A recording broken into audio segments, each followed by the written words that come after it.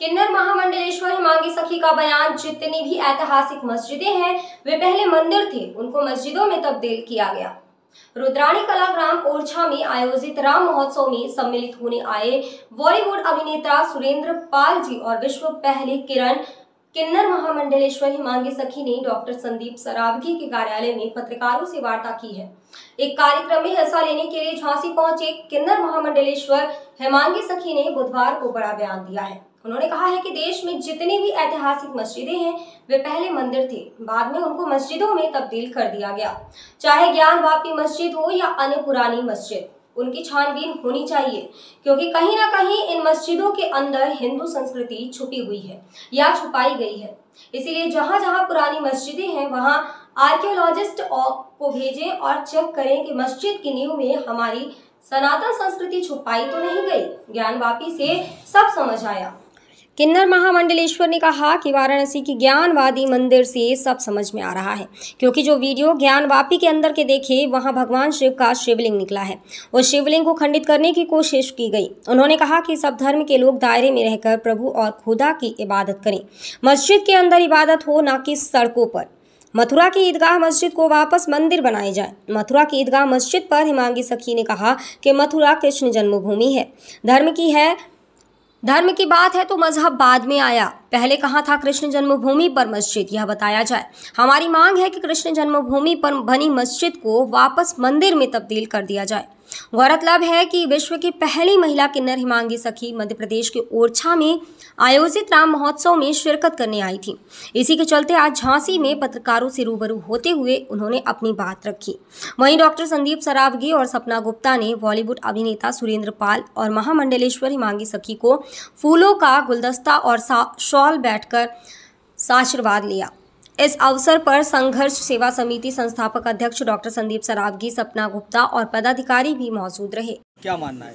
हमारा यही मानना है कि जितनी भी हिस्टोरिकल मस्जिद हैं वो पहले मंदिर थे, बाद में उसे मस्जिद में तब्दील कर दिया गया।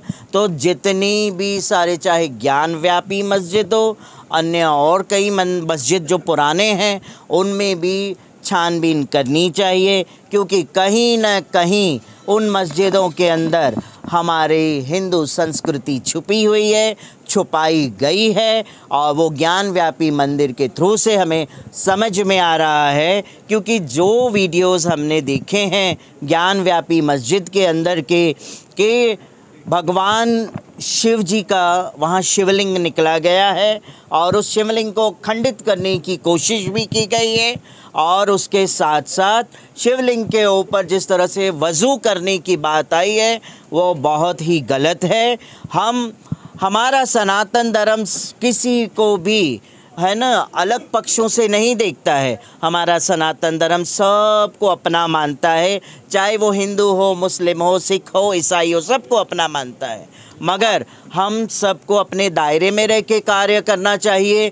जैसे सनातन धर्म पूजा पाठ जो पद्धति होती है वो भी अपने दायरे में रह के हम करते हैं, मंदिर के अंदर रह के करते हैं, रोड पे तो नहीं करते हैं। तो हमारा यही संदेश है कि आप भी, जितने भी मेरे मुसलमान भाई, मेरे बच्चे हैं, वो भी सब दायरे में रह के प्रभु की इबादत करे, ईश्वर की इबादत करे, खुदा की इबादत करे, मगर मस्जिद के अंदर, ना कि सड़कों पे इबादत होती है।